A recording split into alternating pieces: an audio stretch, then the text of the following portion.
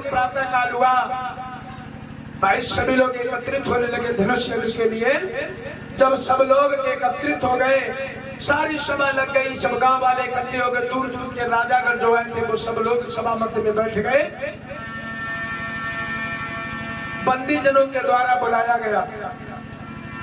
जब सभी लोग बैठ जाते हैं तो महाराज जनकराज ने देखा कि अब जो है सब लोग एकत्रित हो गए और शोर शराबा भी नहीं है, तो अपनी बेटी सीता को बुला लेना चाहिए।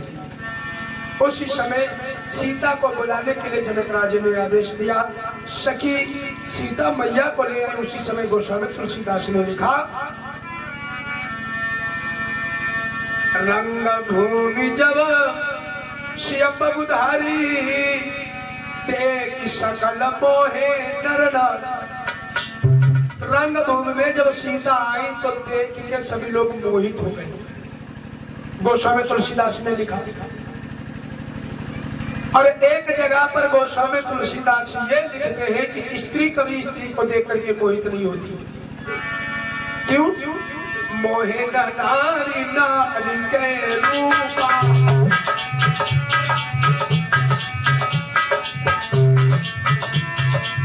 मोहे नारी नारी के रूपा, बनेगा यही अनुमान।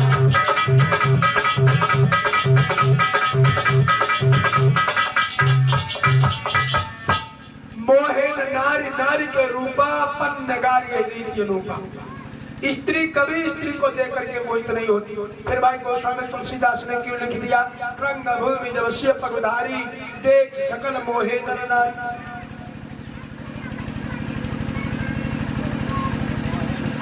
स्त्री कभी स्त्री को देख करके मोहित नहीं होती, कितनी भी सुंदर हो और कितनी भी बदसूरत हो। नारी स्वभाव सत्य सब कही, अवगुण आठ सदाओ नहीं। स्त्री के अंदर 8 अवगुण हमेशा विद्यमान रहते हैं। अवगुण की तो बताई। और सबसे अवगुण मेन यही है कि स्त्री कभी दूसरी स्त्री की ना तो प्रशंसा सुनेगी और ना कभी देख के खुश रहेगी। नकटी बड़ा अच्छी लगती, मुंह के ऊपर भैन मुड़का तरह ना कदर। स्त्री दूसरी स्त्री को देख करके कभी मोहित नहीं होती। देख लो आजकल बारात होके आवे, बहुटिया कितनी बढ़िया हो, सब देखी लल्ला की बिटिया बहुटिया बढ़िया है।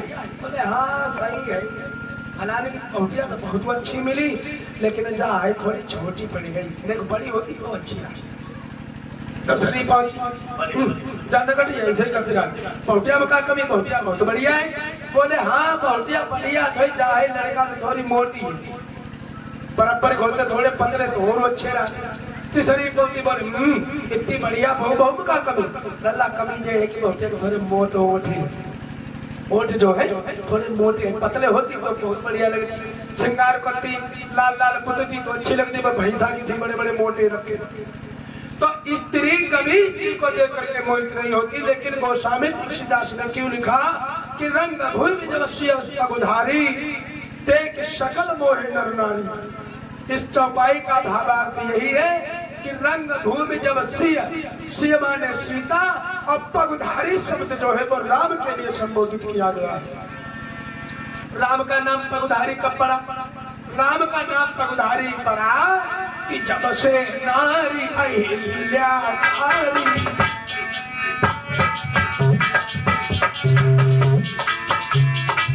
जब से नारी अहिल्या तारी, तब से नाम पड़ा पगधारी।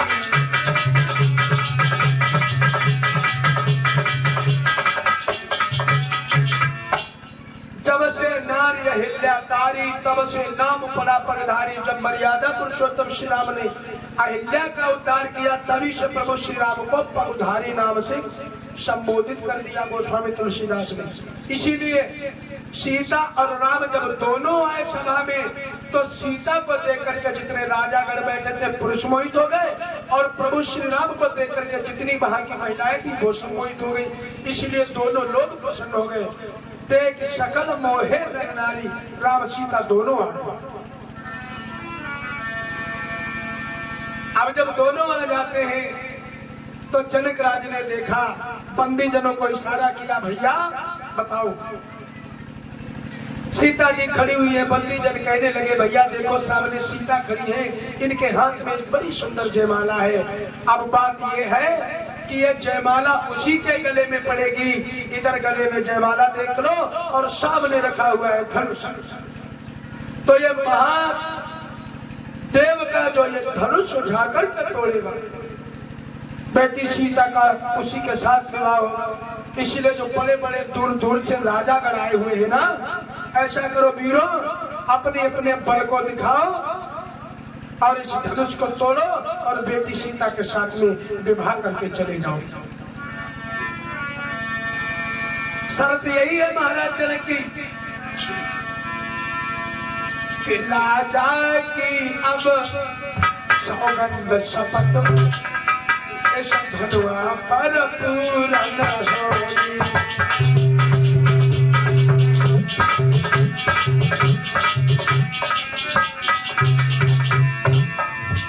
राजा की ये सौगंध शपथ अब धनुआ पर पूर्ण होगी।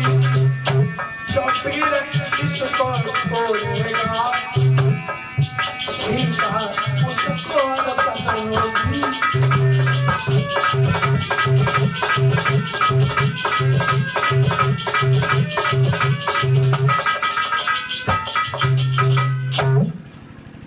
बोले भैया महाराज जनकराज का ये प्रण है कि जो ये धनुष को तोड़ेगा उसी के साथ बेटी सीता का विवाह होगा।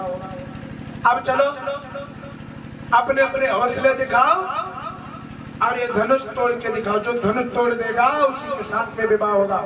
इतनी कह करके बंदी जन बैठ गए और उधर बड़े बड़े योद्धा उठने लगे, कहा धनुष तोड़ने के लिए।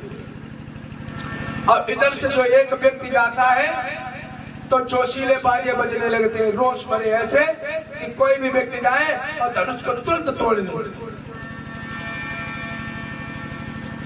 रानी सुनैना बैठी है ऐसी जगह, महाराज जनकराज की पत्नी,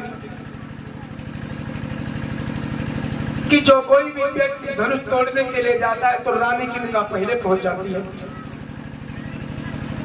एक एक योद्धा उठता है धनुष तोड़ने के लिए मेरे भैया।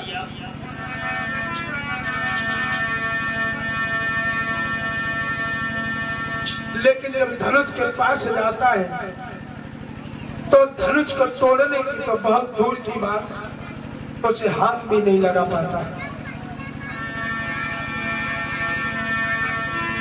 कि चौदह हर साता जाता है और धनुआ करवाता जाता है, मानो पलहर भूगोगा और धनुआ करवाता जाता है।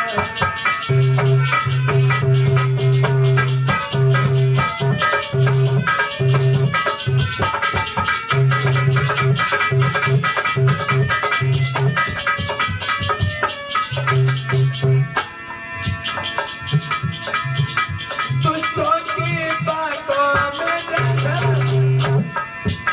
सतियों का हृदय न चलता है,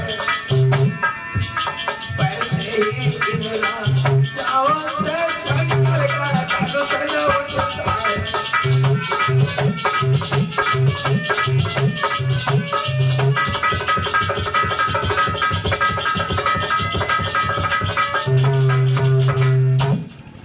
मेरे भैया जैसे सती के आगे अच्छे अच्छे व्यक्तियों की दाद नहीं गलती, ठीक वैसे ही भगवान शंकर का कोदंड चाप रखा हुआ है, धनुष रखा हुआ है।